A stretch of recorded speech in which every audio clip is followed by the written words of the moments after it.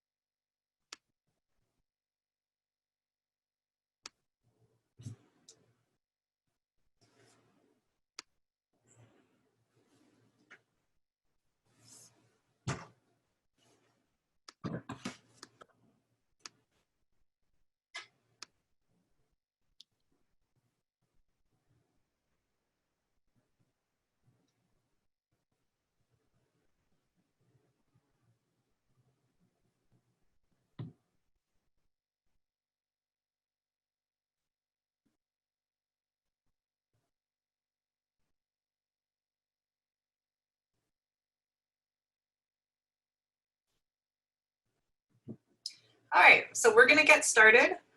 So thank you all for joining us today. And I just wanted to welcome everyone to From the Ground Up, Designing a Green Infrastructure Program. It's being hosted today by New Jersey Future.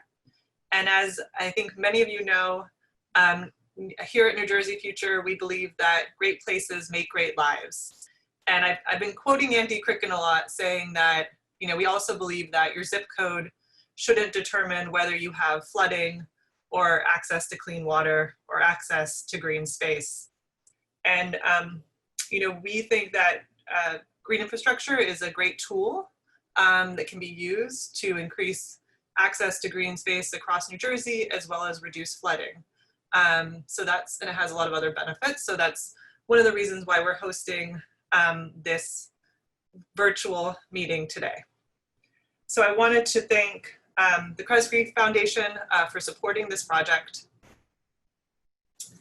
And I also wanted to let you know that we want this to be interactive. So there's a bunch of ways that we're going to hopefully make this virtual experience interactive with everyone. So next slide.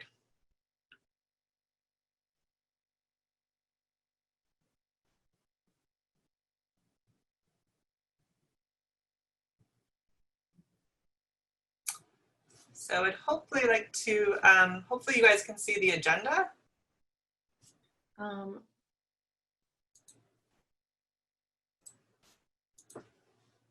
Yeah.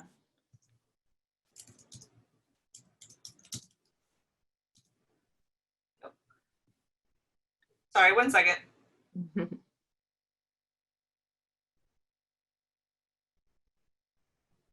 Here we are. Oh, okay. So yeah, these are the opening remarks. I'm just going to go through the agenda quickly. We're going to have a poll, so that will be the next thing that we move on to. We're going to, Chris Sturm is going to open it up by framing this conversation. We have Jessica Brooks, who's going to talk about what's happening in Philadelphia. April Mendez is going to go into, you know, national trends and private-public partnerships and equity and green infrastructure. Then there will be time for audience Q&A, and we'll have a poll. And then at the end, if folks are able to stay for an additional half an hour, we'll be able to answer more questions. So that's the kind of agenda we have today. Next slide. So we encourage you to use the chat.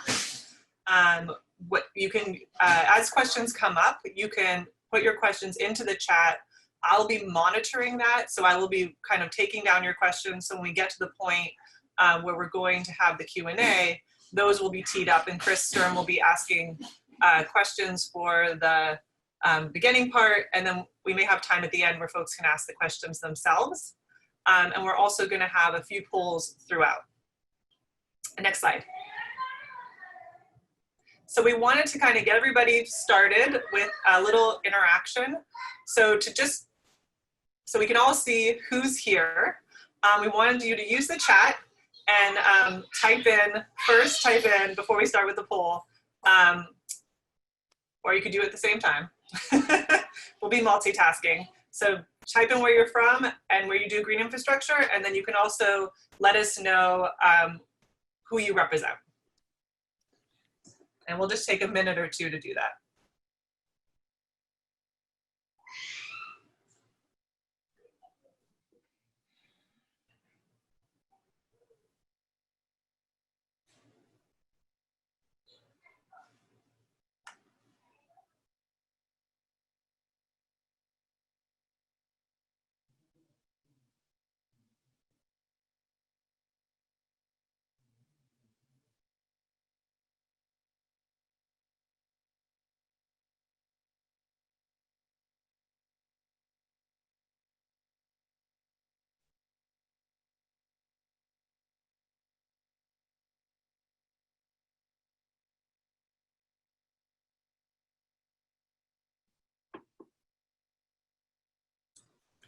So we'll give the poll just few more seconds. It's really great to see the kind of list of folks who are, here and where everybody's from. Nice to see that we have, a lot of people from New Jersey, but then also a lot of folks from other areas of the country.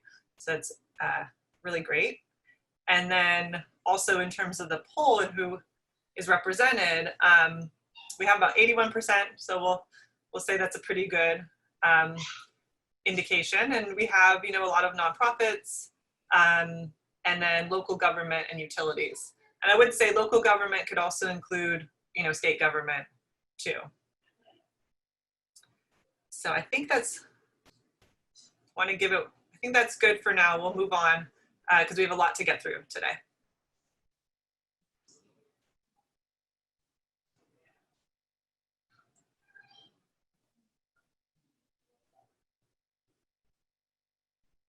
So we can take down the poll.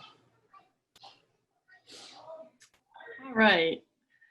Well, I'll just jump in and again, welcome everybody. We are excited to be here today. It's especially after last week's flooding. This session is all about how do we, move from the planning and pilot stage into green infrastructure implementation at scale. And so we're delighted that we have some insiders to share with you what they found is working, what's not working, and what some of the low-hanging fruit is. Next slide. So flooding, water pollution, combined sewer overflow backups, these are things that have been happening in New Jersey, but long-term control plans are due in a few months in October. Once they're approved, implementation is going to have to start happening both for gray and green infrastructure. We're focusing on green here. For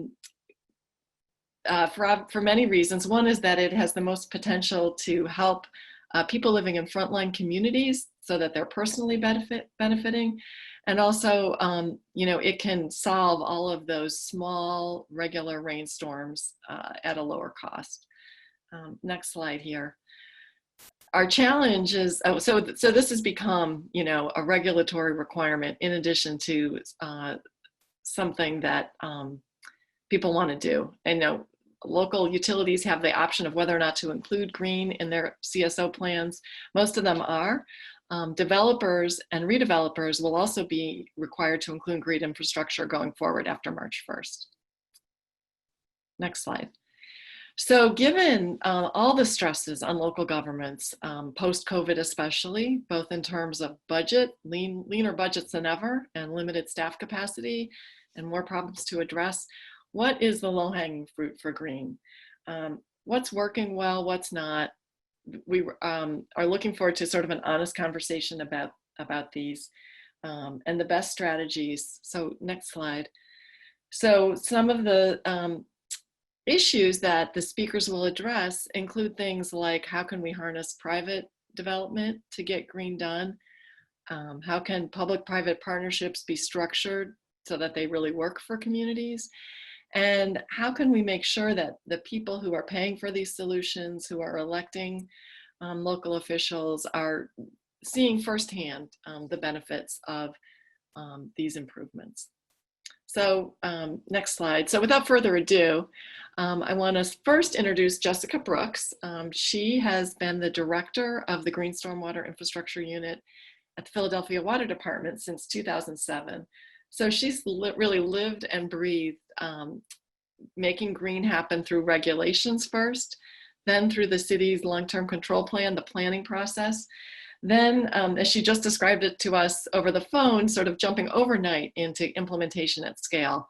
And that's been going on for some years. And so how's it going? What's working? What's not? Philadelphia has plenty of challenges. So Jessica, turn it over to you. But before I let you start, I just want to encourage everyone. We want to make this interactive. We want the speakers to be responding to the issues you're facing. So we encourage everybody to jump in on the chat starting now as you come up with questions, as you have comments, so that we can direct the discussion to your concerns. Thanks. Thanks, Chris. So I'll get right into this. It's a large program and I'm not going to cover every detail in 10 minutes, but I hope to give you at least kind of a broad overview of where Philadelphia is right now and what we're doing to implement a green infrastructure program at scale. You know, as Kristen has said, absolutely throw your questions up in the chat window, and hopefully we'll be able to get to a lot of those towards the end of the programming. You can go to the next slide. I think most people are pretty aware of our Green City, at least locally, of our Green City Clean Water program. It's really the nice way of saying our long-term control plan for combined sewer overflow, for addressing combined sewer overflows. It is a regulatory framework that we work within. Basically in 2011, we entered a consent order agreement with the Pennsylvania DEP to implement this long-term control plan. And what was unique about it at the time is that it does include a really large amount of green stormwater infrastructure as a primary approach. So we have a requirement over the next 25 years to install about 10,000 greened acres, which is a compliance term for us, but you can understand what that means, in order to hit our combined sewer overflow reduction requirements. At this point, we are in year 9. We've had every 5 years, we have a compliance requirement to do reporting of a certain number of greened acres. So we hit our compliance targets in year 5, and we are now working to hit our 10-year compliance targets for next year. And we're on track to do that, maybe with a little delay because of this little thing called COVID, but we're working on that right now. So if you want to go to the next slide. So that was for next year, and we're on track to do that was 2011. Jump forward about 7 years, we had just finished our 5-year targets. We were really looking at year 10, and as a group, we decided to write for ourselves an implementation strategy, because we had really, you know, as we said, sort of overnight, we switched from doing pilot projects here and there to really implementing at scale. And we recognized the need to kind of look back and think, you know, how have we done this to date? We hit this 5-year target, and that's fantastic, but how are we actually going to do the next, you know, 5, 10, 15, 20, 25-year targets, and you know, knowing what we know about our programs and what we've been able to develop at this point. So in 2018, we put together an implementation plan. This was really internally focused. This isn't something that we published. It's not a requirement, but I think it, you know, kind of thinking about what we've gone through and put in here can help people kind of reflect on their own situation and what might work for your own community as a strategy for implementing green infrastructure locally. You can go to the next slide. Oh, keep going. So what we stop there. So what we really do is we've sort of thought about it as our what, where, and how approach to developing, you know, an implementation strategy.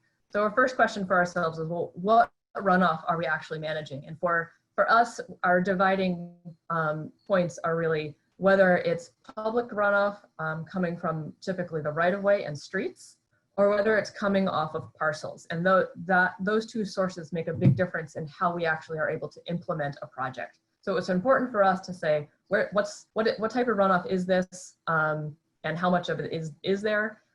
One might have thought, if you're trying to develop a program, the easiest thing to do is just to be managed streets. Absolutely true. And we do, well, maybe not easiest, but it's a place where utilities are used to working. And so we like to go into the street. But really at 10,000 acres, looking at how much street we had available, we recognized that we were going to have a strategy that also included handling runoff from parcels. So that was a good first step for us. Go to the next slide.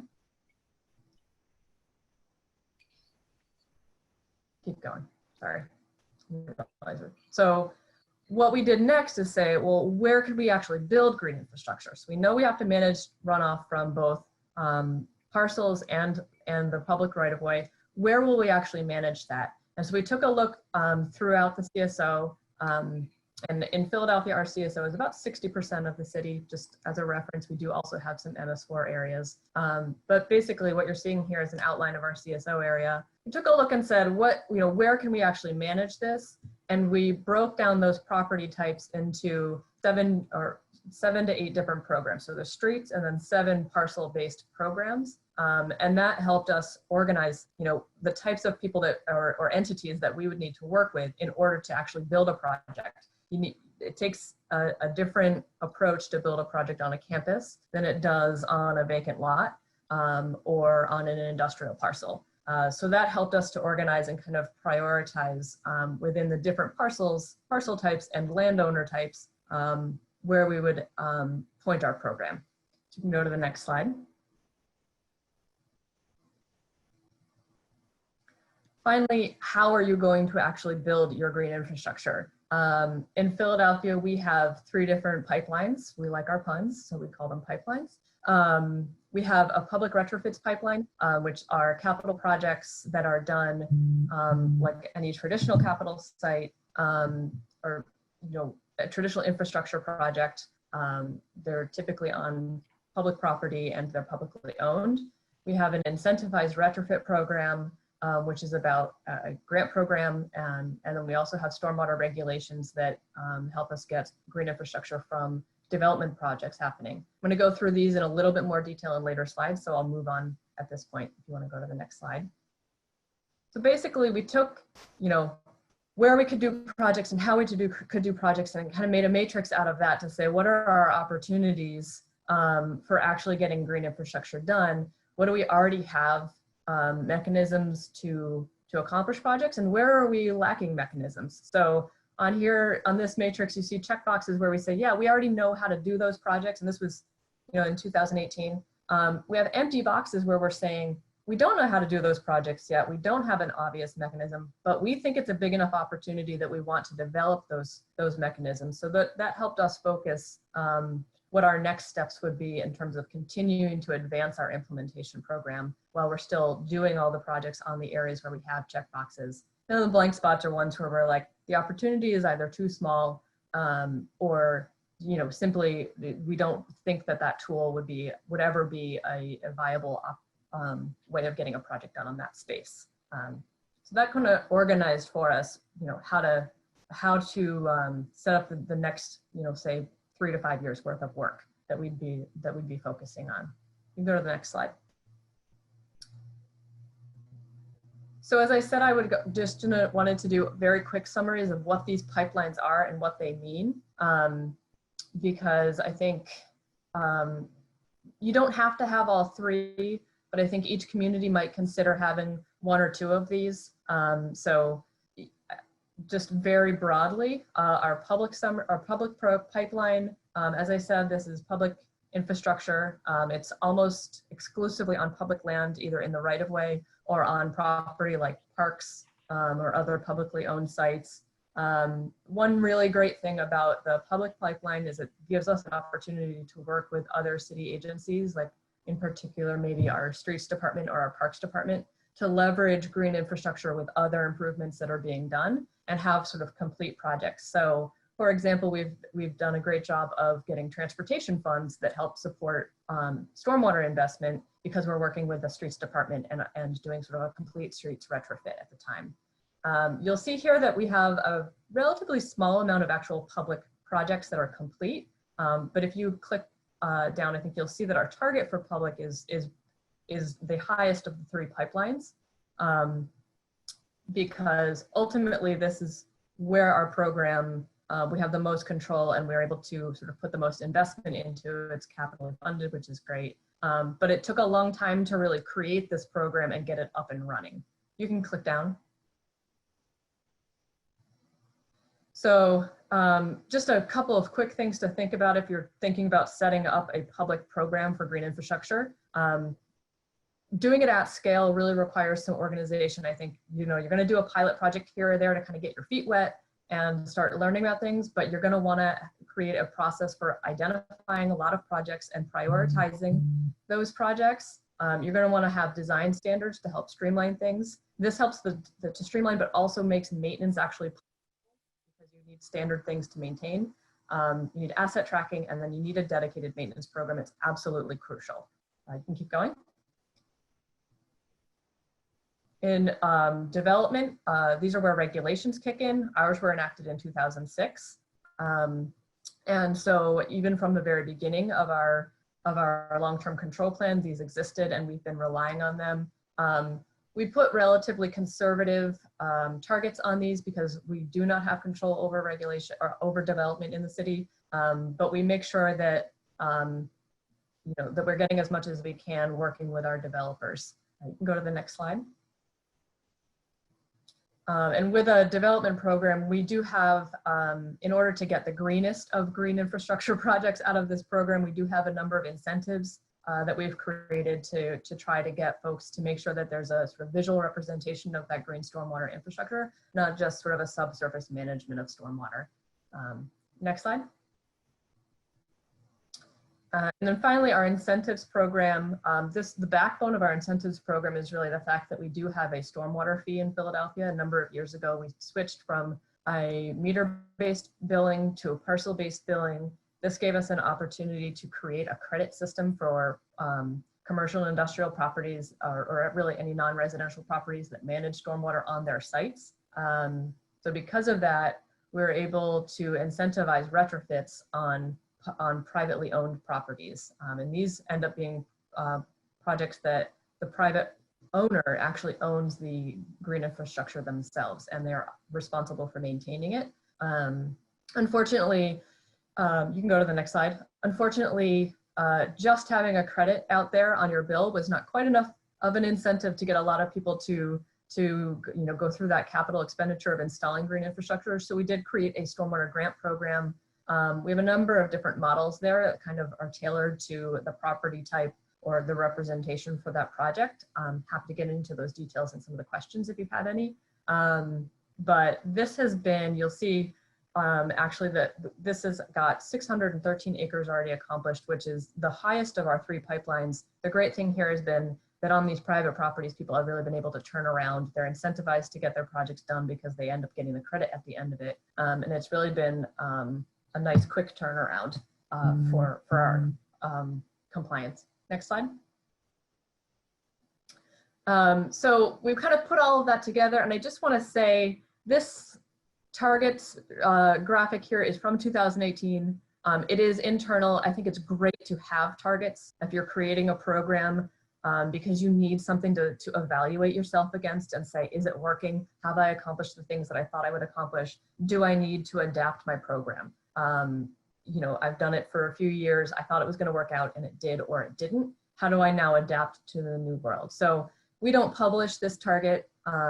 This is an internal, in anything more formal than a webinar, this is an internal goal setting for ourselves, but it's really useful to go back. Even like this year, we are already doing, version 2 of our strategic plan for implementation and reevaluating these goals and thinking about, whether or not we accomplished the things that we set forth to get done in 2018. So make sure that you're constantly doing self-evaluation and thinking about whether your program is working. Next slide. So this is my last slide, and I just wanted to put up a link to our a website that has links to all the manuals that we have for the different pipelines. They're really great resources there. There's also a resource page. I recommend that you steal from anyone you can steal from if you're starting a green infrastructure program. go ahead and go use those resources. There are design standards you can download. There's CAD standards you can download. There's all sorts of stuff there. You're going to want to tailor it to where you are and what you're trying to accomplish, but there's no reason to start from zero when there are resources out there. So thanks very much. I think I went a little over. Yeah, that's okay. Thanks, Jessica. It's a lot to talk about. I would like to ask you one question before we move on to April. I know that Philly is experiencing all kinds of budget shocks because of COVID, as is the water department. Of the three strategies you outlined, the public retrofits, the incentives, and the regulations, which are the easiest to move forward when you're in a budget crunch? Well, I think that it's the thing we have going for us is that we have a mixed approach. None of them are easy right now. I mean, I guess maybe the regulations, because honestly, development hasn't slowed down, surprisingly enough. So it's great that that's still moving. But we have programs that are really sort of structured to be sensitive to what's going on with our operating budget, and we have programs that are sensitive to what's going on with our capital budget. And so, you know, COVID has hit both of those, which is unfortunate, but I think most times at least we've got a little bit of buffer should one or the other encounter issues. So I think diversity is really key. Yeah, diversity, and then knowing that as long as development's happening, if it's happening, you've got that ongoing. Yep. But you can, good. All right, thank you. I now want to introduce April Mendez. April co-founded Greenprint Partners about 6 years ago. And this organization partners with cities to deliver more, better green infrastructure for everyone. So she's a great speaker, obviously. She's working across the country on these issues. April comes to this work with a community-driven lens. So she has worked in community development nonprofit organizations and is applying that lens to her work. She comes to us today, or she doesn't come to us, but over the internet from Minneapolis, which she reports is peaceful and beautiful today. So thanks, April. Great. Thank you so much, Chris. And Jessica, great to hear from you as always. So I'm excited to share a little bit about our perspective on the national trends in green infrastructure. And I have a number of slides to go through, so we'll go ahead and hop right through to the next one. Great. So this is who Greenprint is. We are exclusively focused on green stormwater infrastructure delivery, and we are a triple bottom line focused company that is structured as a benefit corporation. So we are mission driven through and through, and you can go to the next slide. And that mission drive means a couple of things. First, we fundamentally believe that green infrastructure can be transformative for communities. And in order for that to happen, the way that green infrastructure is being delivered truly matters. It can only transform communities if it's delivered equitably.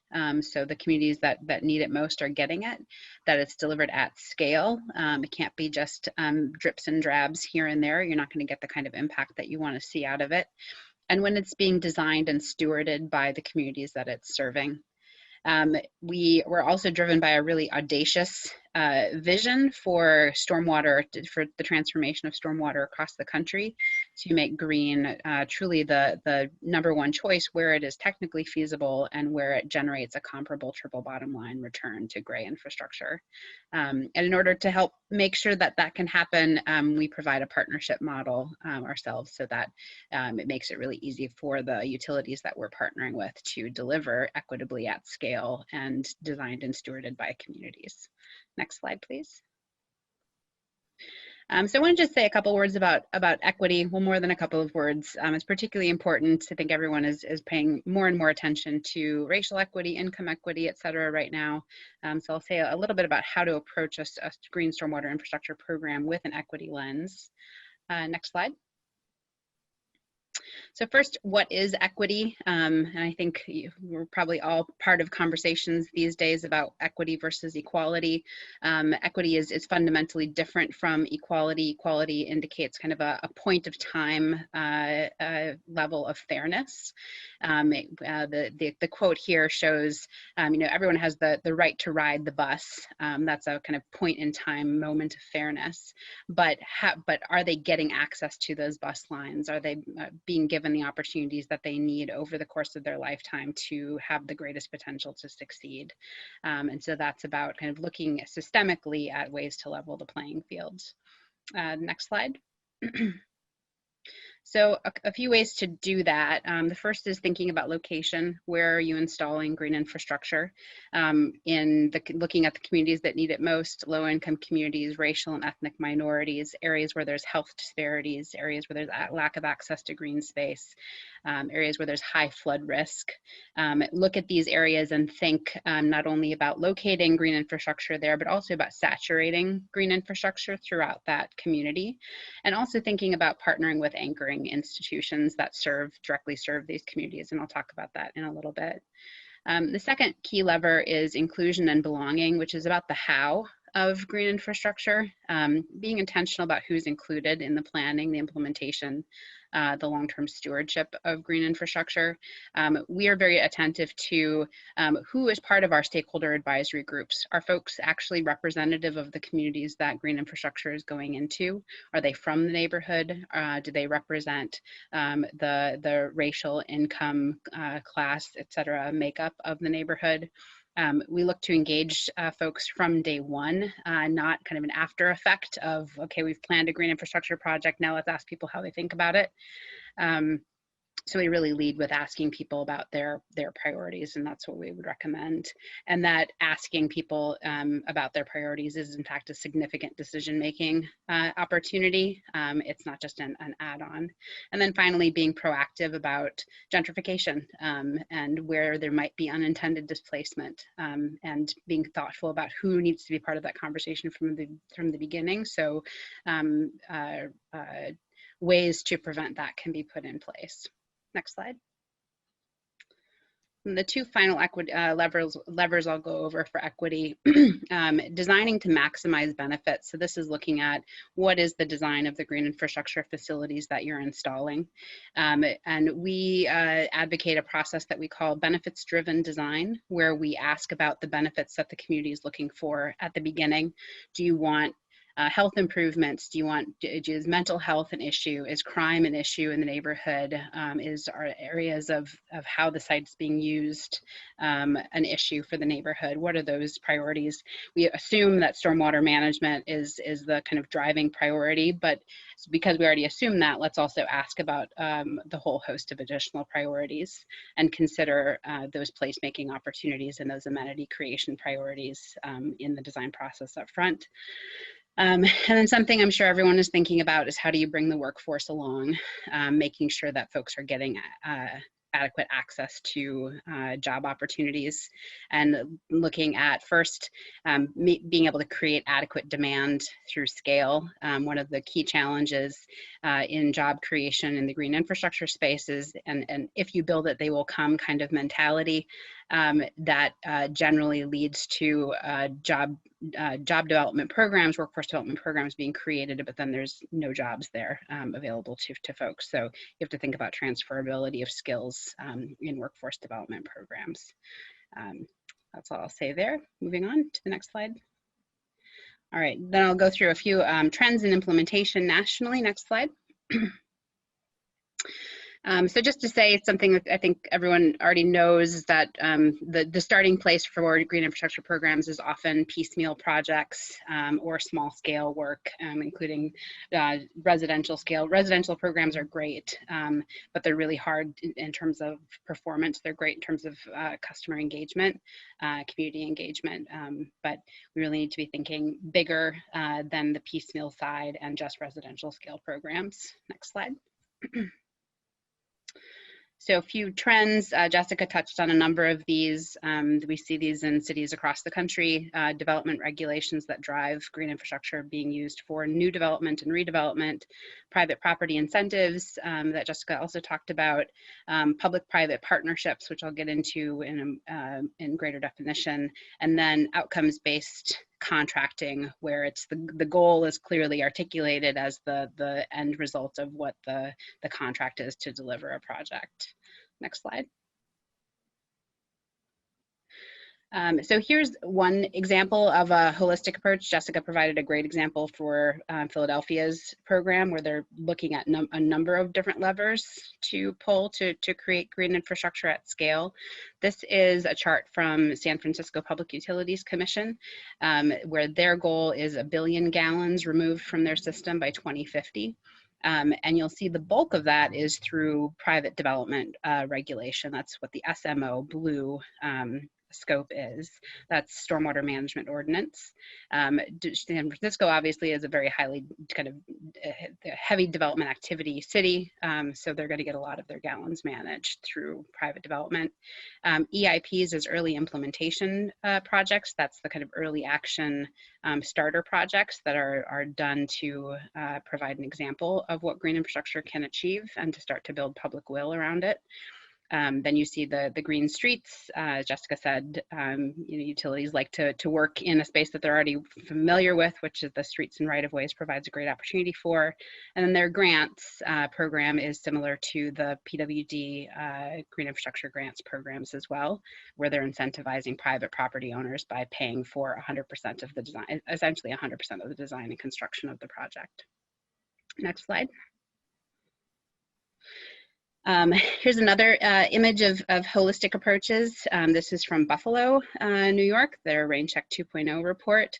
And I like the image on this one because it gives you a visualization of how to think about green infrastructure from a placemaking context and think about the different ways that green infrastructure could go into different surfaces and different types of properties. Next slide. So one of the most interesting new models is this private property incentive model, which I believe, Jessica, you were indicating was one of the levers that PWD has pulled that has been fairly accelerated in terms of timeline and has pretty high adoption to it. This is a model in which you're providing essentially a grant program, a partial grant program, or a fully 100% funded grant program for private properties to retrofit their facilities with green stormwater management.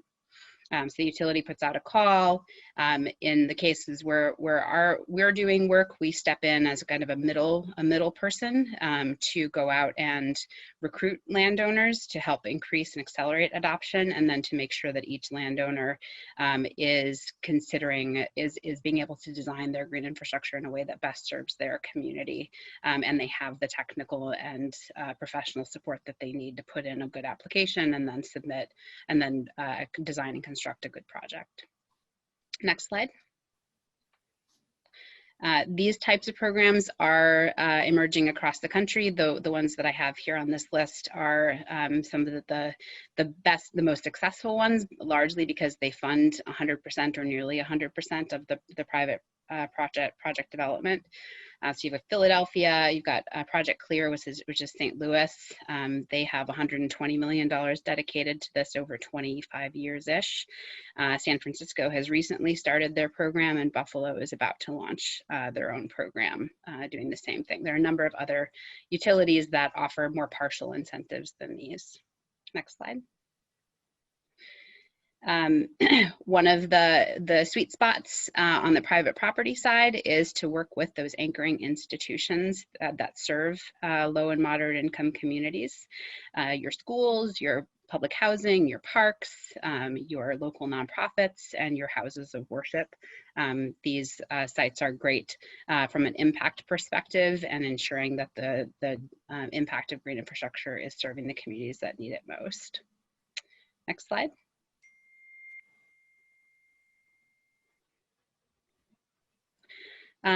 Then, oh, sorry, you can go back to that previous slide. Sorry about that. Then I wanted to talk a little bit about public-private partnerships, which is often loosely used to indicate any project in which there are private and public partners around the table.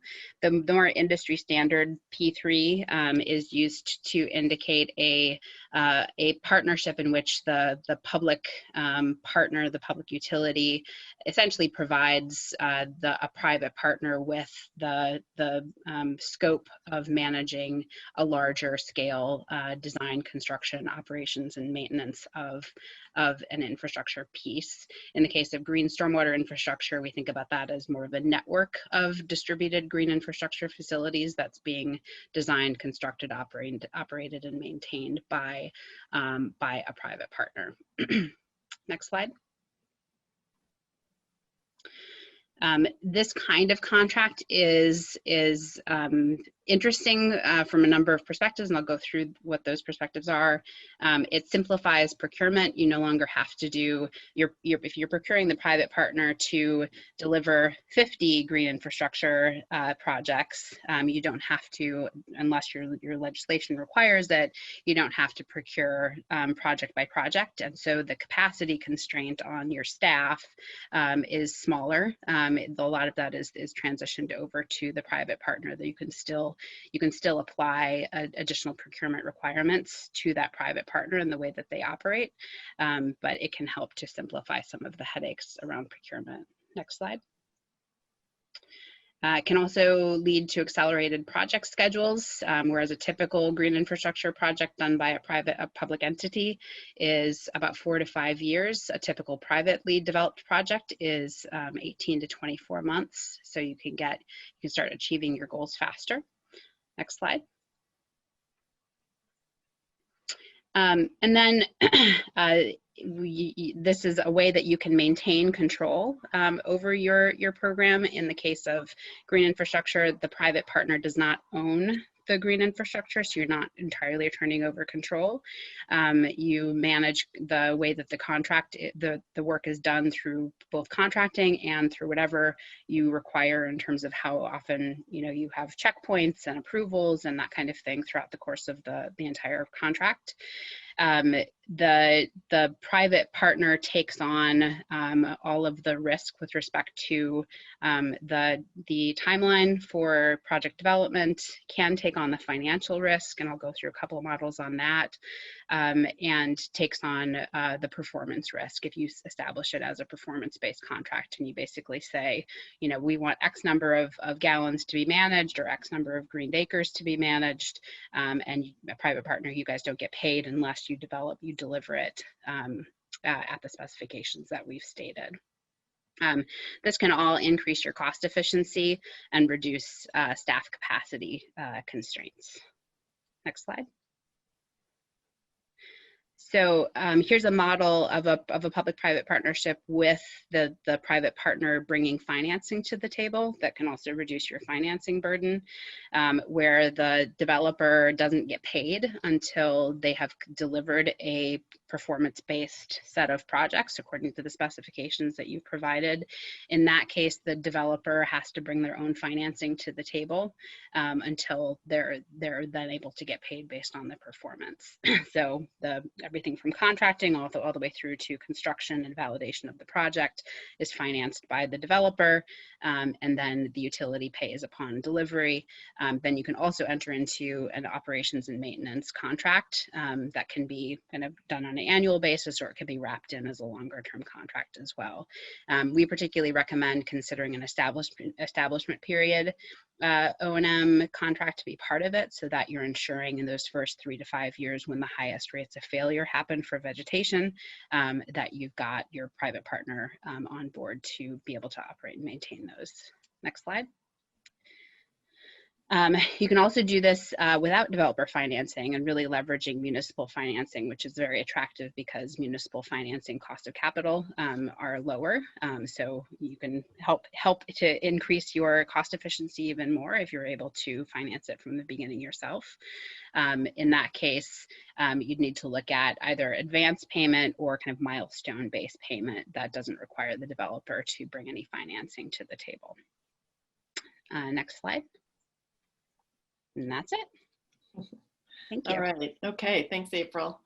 So there's a lot to talk about here. We've gotten tons of great questions in the chat box, and keep them coming. I'm gonna start with just sort of one overarching question, and then I'll start sharing questions from the audience. Both for Jessica and April, if you were either a utility or a city with your own sewer department, and you were getting ready to pivot from planning and pilot projects to wide-scale implementation, what advice do you have? What would sort of be the first 3 big steps? And I want to make the question even more challenging and say, it is in a time of limited financial resources. Also, for most New Jersey cities with combined sewer systems, it is in a time of a regulatory mandate.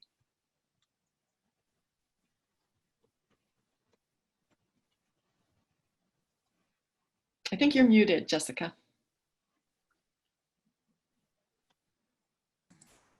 Hi, sorry. Yeah, I can take a crack at that. So I think my 3 things, if you want to do something, I would think about what budget you are working with, particularly, right now.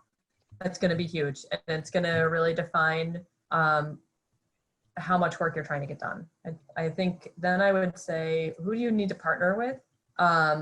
Who are your other key stakeholders in your project? Because they can really make your project the best project that it can be. They can help offset costs. They can help convince communities that they want to work with you, because stormwater isn't everybody's #1 problem. So, to some of what April was saying, if you can identify some of the actual needs and the benefits that are needed in the location, you can try to tailor your project to that. And that a lot of times as a utility takes partnering with someone else to get that done. And maintenance. Don't get started unless you know how you're going to maintain it at the end of the day. You don't want to install something that, 6 months later, you can't take care of, and so you feel a little bit like you've wasted your investment. It's a big deal, and make sure you've kind of figured out how to get that done before you even start, because you want to design so that it can be maintained. That happens all the time. It's so easy to design something that you then can't get a Vector truck to, or you can't get whatever equipment you need to that location, or your pipe is too small or your pipe is too big. Make sure you're thinking about maintenance all the way through your design process. Great. Great. And I could add a few things to those great recommendations. I think asking the question of what are the biggest risks that you're likely to face? If this is going to fail, why is it going to fail? Where is it going to fail? And then putting together a mitigation plan around those risks.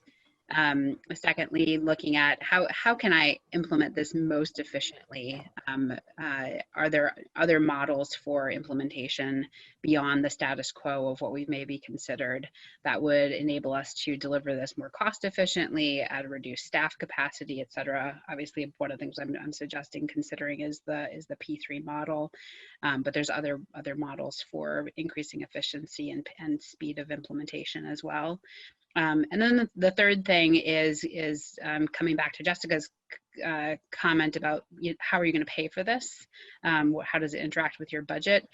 Where are new financing sources? Where are really kind of present financing sources that might be available to you that you might not have considered previously? There's a lot of energy and effort right now around how to access stimulus funding. For green infrastructure projects.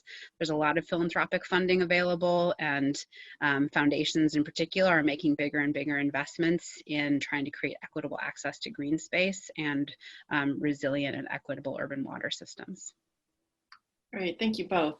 I want to piggyback just one pet question of mine, which is whether you go with a P3 model or a traditional model. In terms of staff capacity, you've got to build it up if you're going to pivot to this wide-scale implementation. If you could just each offer one sort of brief piece of advice or way to think about that to our audience. Sure. You're absolutely right. You have to staff up. I would maybe, if you have the opportunity, I would recommend considering contracted staff augmentation. It gives you a sort of quick and temporary way of building a staffing for your organization, and the flexibility to get to a lot of resources and sort of specialties that you may not get to. I mean, if you're working within a civil service structure like I am, it takes a lot of time to hire new employees, and those hires are fairly permanent. So you want to make sure that you're making the right choices. So a first step can be to use contracts, get a good sense of exactly how many people you need and what kind of specialties, and then evolve yourself over into a civil service structure once you have a handle on that. Okay. It's a great recommendation. And similarly, thinking innovatively around P3 structure, if you decide that you'd like to go with a P3 model that allows you to bring on that expert capacity externally and a full team or full company who's able to do that, to think about ways that you can piecemeal that a little bit more, especially in today's financial conditions. You know, if there are ways to do a contract that's smaller scale, you know, it's a handful of projects, or it's a shorter period of time, and then, you know, you kind of develop it incrementally over time, as opposed to signing on for, you know, a 30-year P3 type of contract. Green infrastructure is distributed, and contracts for the ways that green infrastructure is being delivered can be distributed as well. You have to offset that with the loss of efficiency of having to do multiple procurements, but there are ways to be flexible about thinking about how to utilize P3s. Great. Okay, thank you. All right, so our first audience question, and we have about 5 minutes for these, and then we're going to do another quick poll, and then we're going to, you know, really open it up to more questions. After that, you know, we can go till 2 o'clock. So the first question comes from Deb Italiano in Jersey City. Deb had many questions. One is, how are grant programs funded in PWD and other cities? Where does the money come from? And we're basically looking at, you know, these are traditional sources. Where do the dollars come from? Sure. At the water department, we're funding our grant program right now through our operating budget. So it's rates. I'm sorry, didn't hear that. What was that again? It's funded through our operating budget. Okay. We do not own and maintain these projects at the end of them. They are owned by the property owner, and therefore we use operating instead of capital. That's kind of a line that we've drawn for ourselves. Other communities may have more flexibility there, but that was what was able to get us sort of off the block and started. Okay, so you're funding them with rates, and those rates are both sewer rates, and I would suggest probably stormwater utility rates as well. Yeah. Okay. Yes, we are a water, sewer, and stormwater utility. So those rates can be used for all of those different approaches. Okay. I'd be interested too, Jessica, in hearing your thoughts on why you all decided to go operating versus capital.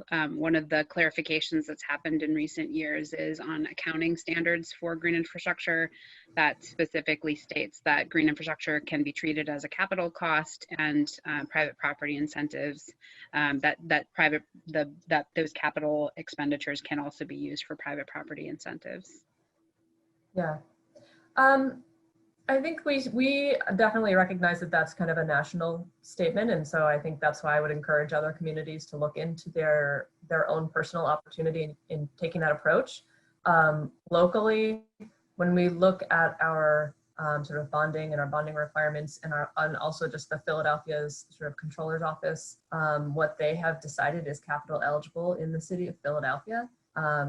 It's just made the most sense for us to use operating. The operating funds to date have been available, and so it's kind of a luxury. We may need to reevaluate that moving forward, because obviously we're in different kind of financial times now. All right. That was our approach. Yeah. Okay. Second question comes to us from Carter Craft in Hoboken. And He's asking, in a city where there is a stormwater utility and a stormwater fee, which is something that New Jersey communities are starting to explore, can the credit offered to property owners who build green infrastructure on site, can that be funded using a grant from the city? Can the city of Philadelphia or the water department make a grant to a property owner to build green infrastructure, which then enables them to achieve a stormwater fee credit? Yeah, absolutely. So you 100%, you can get a credit whether you build it through your own. So most people are building them on their own because they are required to for regulations. You may not have a grant to meet regulations. So that's the one main limit there. You can have a grant to do a retrofit project that has nothing to do with your own development of your site. Both of those at the end of the day are eligible for the credit as long as they continue to maintain and operate that system that's on the site and it continues to be functioning. We do have inspections. We have an inspection staff that goes out on a regular basis to check private sites, and you have to reapply for your credit every 4 years. So if you're reapplying for your credit, we're going to go out, we're going to inspect your site, we're going to make sure that it's still functioning, and you're not going to be eligible for the credit anymore if we find that it's not functioning at that time. So okay, that's super helpful. That's answering a question from Lindsay Sigmund of Jersey City, so we've got to sure. tag along. I thought I might as well throw it in there. April, anything you want to add to this one, or should we? Okay. All right. Well, we're going to take a short break from the questions for a poll, and then we'll be back at the questions. So, Okay, well, we're going to take a poll. So I just, yeah.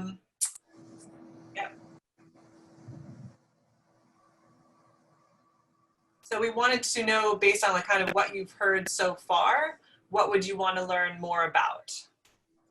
And that there's green infrastructure projects on private property, green infrastructure projects on private development by ordinance, green infrastructure projects on private development through structured incentives programs, or all of the above.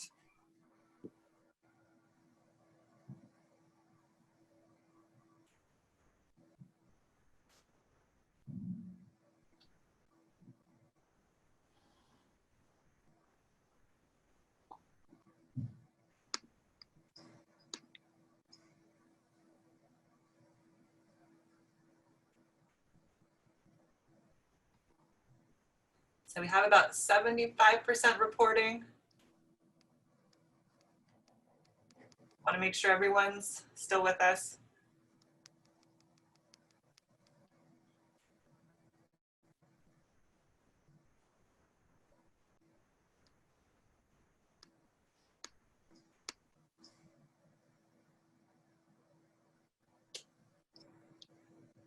you're leaving us in suspense, Mo. I think we're good. We'll say 86% will assume everyone's who's going to answer the poll has so far. So thank you. It sounds like the majority of people want to learn about all of the above.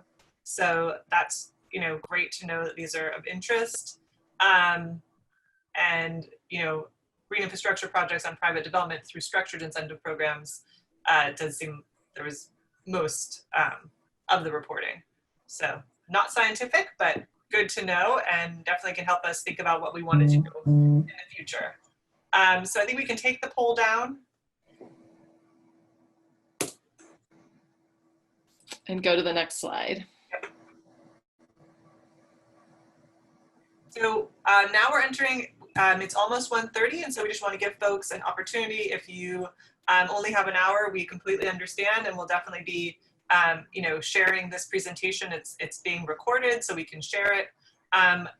So we hope everyone stays though, and we're going to continue to go through the questions. So Chris, do you want to take us? Yeah, absolutely. I will keep them coming. And just a quick note that we are grateful to the Kresge Foundation, which is funding New Jersey Future, as well as Greenprint Partners and a host of other organizations that are doing climate resilient, equitable water systems work.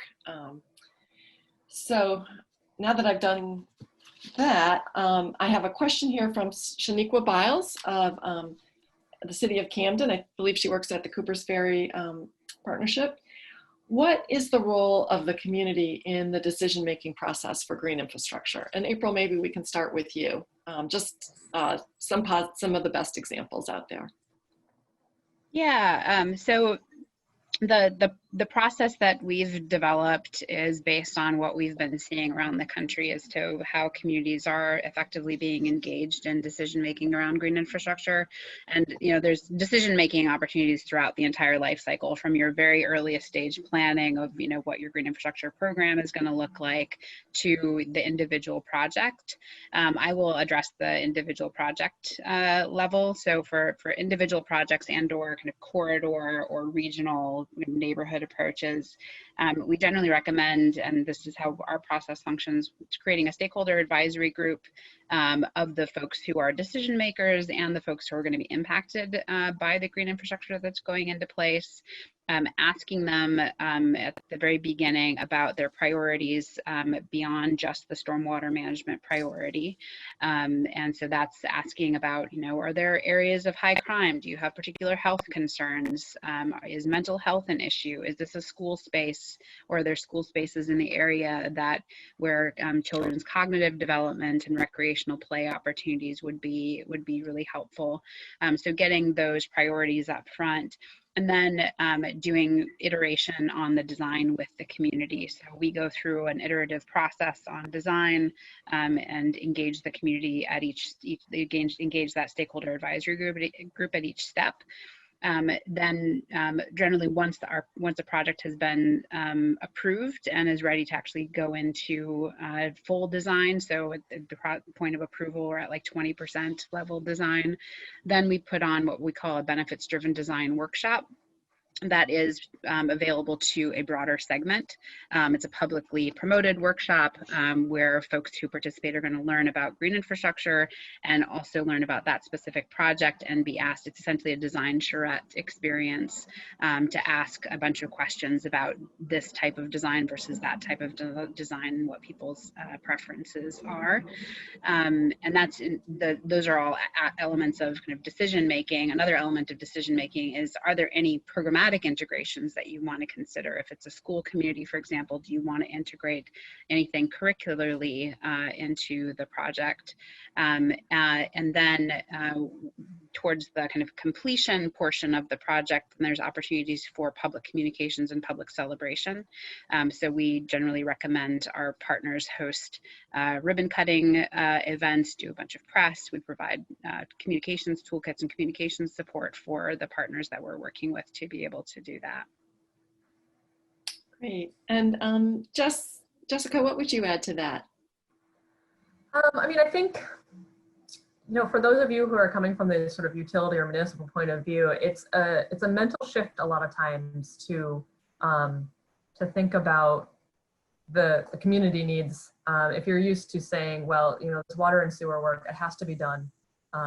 So, it's for public safety and public health, and just get out of our way and let us do our work. So it was a large mental shift, I would say, for the water department to start to say, actually, let's think about what people are really looking for and see how that we can do our work in a way that supports that. So very early on, I think our approach was to think about what we were willing to take input on. If it was, can we say to people that we could either put in this type of system or that type of system? Can we talk about what kind of plantings we do? Can we talk? So that was a very early stage, and it kind of developed. We were able to kind of grow people's level of comfort in terms of including community efforts and including community perspectives in our projects. And so now we've sort of graduated to that level of being able to say, what is a community's, what's your community plan, and how do we design our implementation in this neighborhood around your community plan in order to support that. But it took steps. You're not going to just dive right in and suddenly change a utility's entire perspective on how to work with folks. So it's okay to take a few steps to get there, but keep that long-term goal of really making sure that you understand that your green infrastructure can be harder than a traditional project, but you're doing it because you can get more out of it. So make sure you're still getting all that extra stuff out of it and that it's helping the people that you want to help. Great. Thank you. Okay. Here's some nuts and bolts kind of question. Are there mechanisms in place that either of you are familiar with, and I think we're talking regulations, to constrain hardscape by government agencies? And I don't know if that's to constrain the construction of new hardscape or to incentivize retrofits that remove hardscape. Sure. So in Philadelphia, I mean, that just kind of goes to our zoning. So there are neighborhoods in Philadelphia that have some very specific zoning that have impervious coverage limits. Those are in more of our sort of more open neighborhoods that have the larger park systems historically. And so they're kind of maintaining that green space. But we tend to take more of an approach at the water department of incentivizing the green and incentivizing the reduction of impervious coverage rather than sort of a strict limit on it. So for example, if you're going through a development process and you reduce your impervious coverage by 20% during that process, then your regulations get a whole heck of a lot easier to meet. Or if you use all green approaches to, disconnected or like non-storage based approaches to managing your stormwater, you can have a very quick review process. So I think we tend to go more on the incentive route, more the carrot than the stick when it comes to that. But there are some places that are zoned that have in the city that have limits on impervious coverage. That's all really led by our planning commission, not by the water department. Okay, all right. So here's a question, and that question actually I should say came from Raphael Wakefield, excuse me. Now this question is from, and I'm gonna say the last name wrong, apologies, Yomi Niobe. How can you show the economic benefits of green stormwater infrastructure and a sort of a stormwater ordinance that requires it to developers?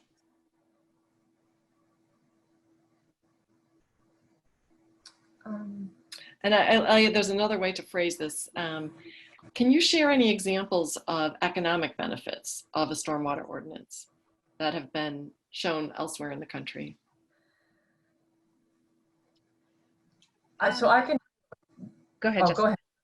Okay. Very quickly, I mean, locally, we work really closely with our developers because the reality is it costs more to do stormwater.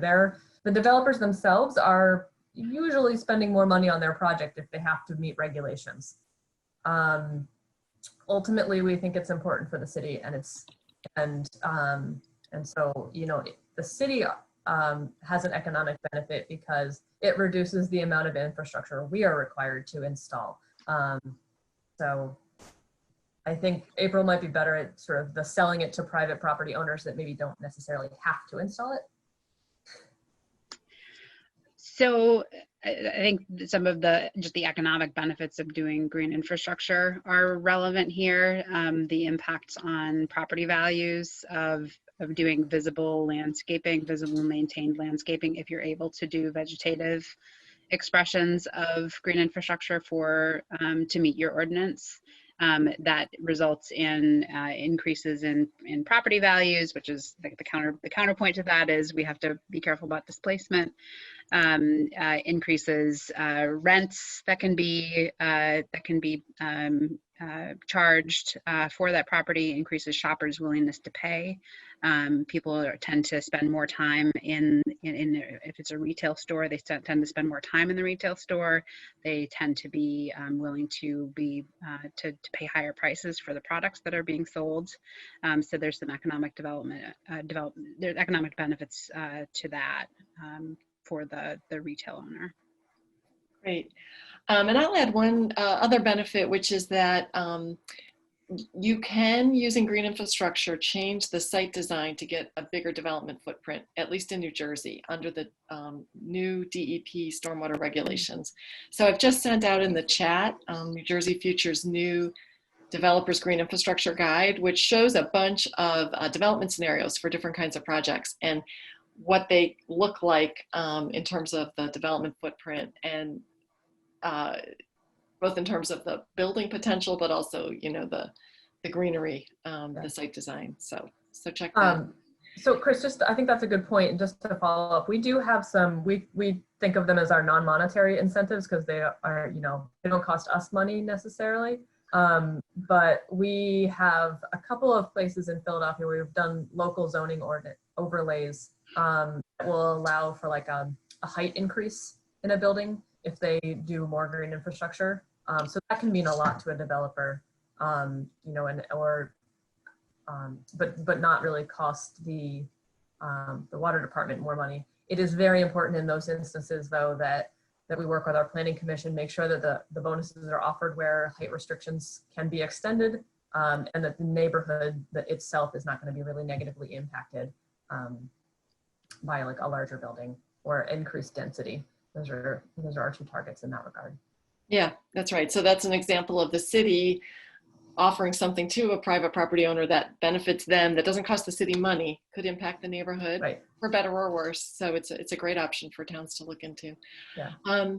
Next question comes from Fred Poche of the North Hudson Sewerage Authority.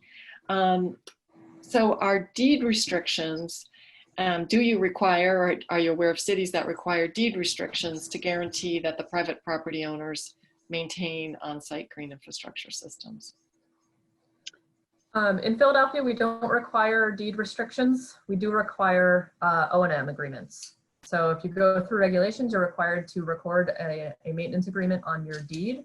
And if you do a private, if you do a retrofit project and you apply for your stormwater credits, then again, you have to have a registered maintenance agreement. And in those agreements, we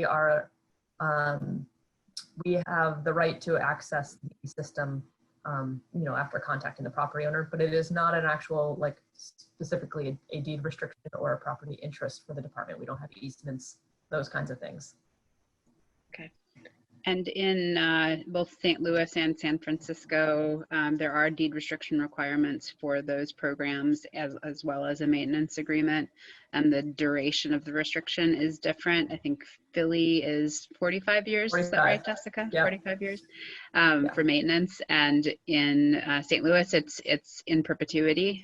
There is no end to the maintenance requirement, and the deed restriction follows the property, whether if it's sold to a new owner. In San Francisco, it is a 20-year requirement, and what we're hearing from Buffalo is that their intent is to do a 10-year restriction once they launch. Interesting. All right. All right. Well, we would now like it to open up the questions to everyone. You just make sure that you're unmuted and kind of fight your way into the fray here. I will say there, one person, I think I was able to relay a question, at least one question from everyone who asked one, except for from one person who is Pablo Herreros Cantus. So Pablo, if you are still with us, you get the first question.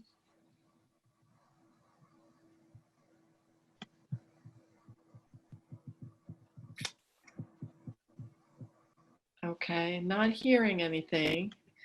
So anyone else? Additional questions for our speakers?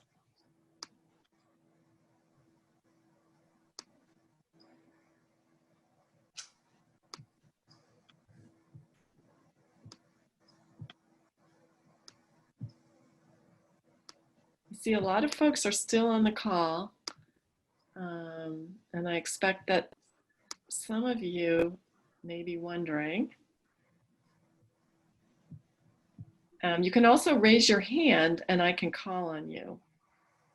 And Mo, I'm assuming I'm going to see these hand raisings.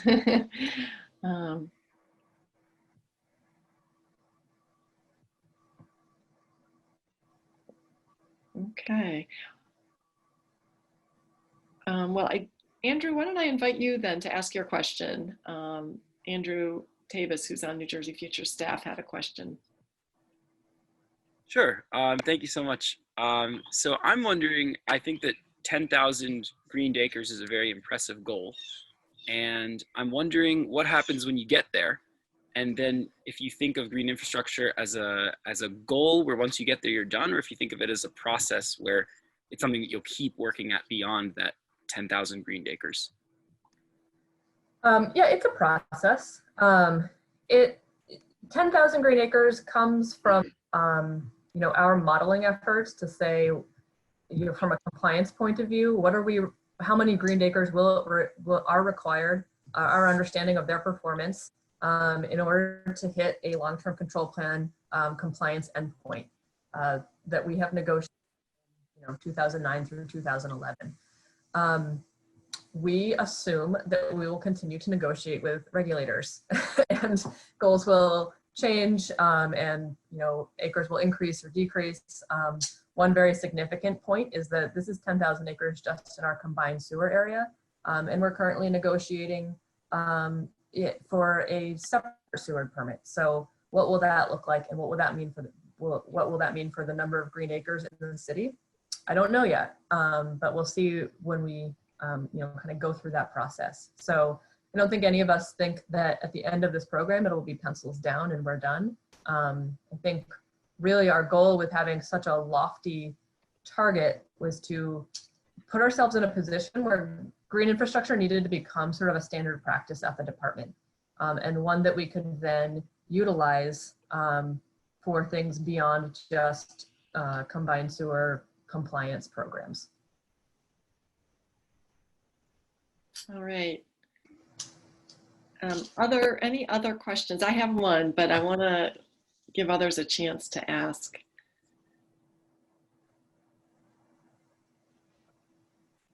Okay, but hearing none. So Jessica, the word on the street has been, and April, this may apply to some of the cities that you're working in as well, that green infrastructure turned out to be a little bit harder and a little bit more expensive to do than anticipated originally.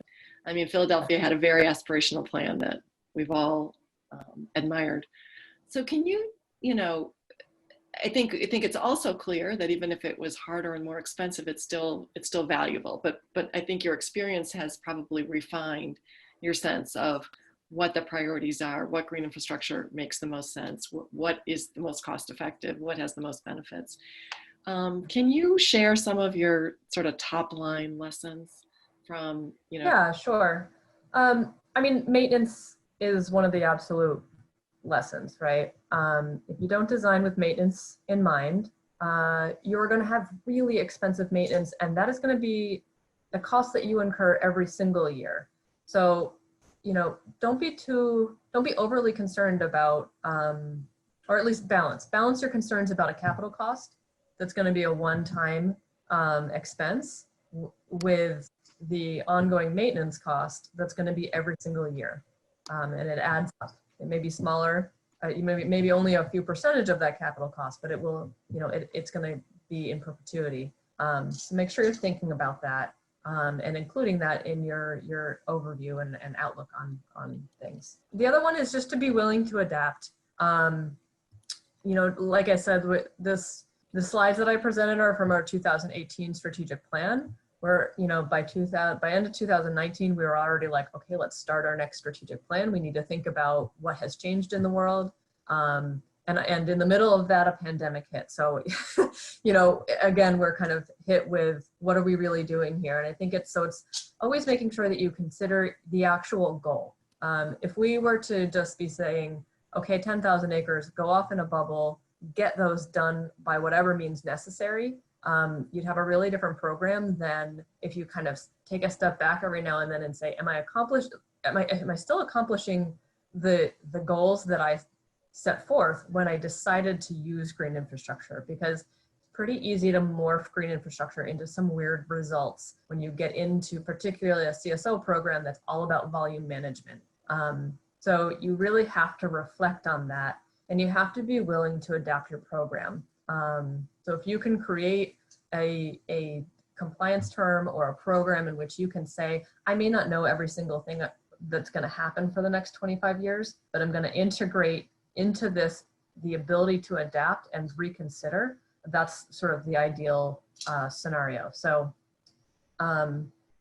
if you don't already know exactly how you're building green infrastructure in your community, and most of us don't at the start, you're not going to know exactly what it's going to turn out to be, but there's lots of people out there doing it now. You can learn a lot of lessons. Feel free to call me. I think most people out there in the world are really open to having conversations about, what would we do a little differently, or how does our situation apply to what you're trying to accomplish now. There's so many more resources out there now than there were a decade ago, that I recommend reaching out and doing your best, but also being willing to say, sometimes things are different than I expected. Sure. I can add a few thoughts. One of the things that we're seeing is a lot of experimentation with respect to whether the utility self-performs everything or outsources everything, and then some kind of coming back to the middle. We recall a recent conversation with a utility that had started out doing everything themselves and got into it and thought, geez, this is a lot. The maintenance is a lot, the community engagement is a lot, the expectations on workforce development and triple bottom line benefits. It's all a lot, and it's new. And they had started out trying to do it all themselves because they wanted to do it right and have control over it. Then they thought, oh, this is too much. We're going to try one of these models where we just completely outsource everything. So we're just going to hire a private partner. They're going to deliver it all. We're just going to set some goals for them and say, go, come back and report when you're done. In the process of doing that, they then saw that things weren't always being done the way that they wanted them to be done. The stakeholder engagement didn't have the kind of authenticity that they wanted it to have. The design priorities didn't meet what they would have done themselves. And so now they're kind of coming back to the middle. And so we're seeing that kind of situation play out in a number of the utilities that we're having conversations with as well. So I would say, think about maybe starting out at that middle place where there's some things that you're clear about what you want to be involved in and maintain control over, and you're also clear about not having capacity to learn, to climb up a learning curve in a lot of different areas all at the same time and manage a number of things that the utility might not be used to managing. Great, thanks. We've got a new question from Charlene Johnson. 25 years is a long time. So how do you balance a short-term 3 to 5 year planning horizon versus long-term planning? It's a bit overwhelming for communities starting out with green infrastructure. And I would add to that in New Jersey, the CSO permit is renewed every 5 years. And so it's structured to encourage adaptive planning, which is what you guys are saying is important, learning as you go. So yeah, how do you use a short-term planning horizon within that long-term requirement, perhaps that long-term control plan? Yeah. Well, we have, in early days kind of took a step back and said so we have these every 5 years, we have compliance targets that we are required to hit. So that kind of forces us into a world of saying, are we on track for this 5-year term? But at the same time, it is difficult sometimes to balance, are we on track for a 25-year term? And we don't have, we have a very sort of exponential rate at which we must install green infrastructure. We gave ourselves time to learn in the beginning, but expect to be installing at a much higher rate at the end of our 25-year plan. That was actually really, in the end, very difficult for us to kind of wrap our heads around in terms of developing our resources and staffing. So we ended up kind of trying to level out that curve for ourselves and said, on a very broad scale, out of each pipeline, how many acres do we need to get every year if we're going to not only hit every 5-year requirement, but also ultimately that 25-year plan. And it kind of leveled it to a point where we said, okay, in general, let's build our program up.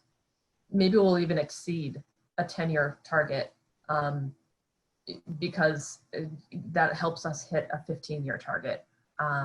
But I think that's you have to think of both. You really have to be balancing out both. The short term is more about how long does it actually take to get a project done? How do you schedule those projects? How do you get those, how do you get them in the ground? And the long term is like, how much overall quantity of work do I need to be doing at one time? And so then how many staff do I need so that they can each be hitting those short-term goals? And I just noticed that there was a check-in there about, have we missed any targets? Not yet. Our main target was year 5 that we've passed so far, and we made year 5. We were on track for year 10. We are likely to ask for a force majeure extension at this point, but we were on track because everything that we needed for year 10 when in March, and all the projects were in some form of construction. But that all stopped for briefly. So we do have to ask for an extension, but because we'd been thinking about exactly how long a project actually takes, they were in those final stages where you're still a little over a year out from year 10 in last March, when we all went home. But we're not scrambling to try and find new projects at this moment. That's one piece of good news for us. April, or any thoughts or? No, nothing really to add to. Okay, Jessica. all right, okay, all right. Last call for questions to our great audience. Okay, well, I've got thunder in the background. I don't know if anyone else does, speaking of water. I want to thank Jessica Brooks and April Mendez for joining us today in New Jersey and sharing your wealth of experience, helping us successfully move forward with green infrastructure and learn from that experience. And I want to thank our audience for joining us and asking such great questions. Mo, back to you. Thanks, Chris. Yes, just thank you all. Thank you, Jessica. Thank you, April. Thank you, Chris, for moderating. Thank you, everyone who's been on the Zoom. We really appreciate everyone's participation. This has been recorded, so we will share the recording with everyone who's registered. And if you have any follow-up questions, you can contact me, as well as we will. I think it's okay. I think, Jessica, you said, absolutely. April, I don't know if you said that, but it seems like you're nodding. Yes, so we'll share contact information so that if you have any follow-up questions, sounds like some great folks to reach out to. So we're here in New Jersey, on the brink of really implementing these green infrastructure plans. So we hope that this is, helpful with the work that all of you are doing. And thank you so much. Okay. So we'll Thanks, everybody. Bye. stay safe. Okay. Keep wearing your masks. Fill out the census. Yeah. Vote.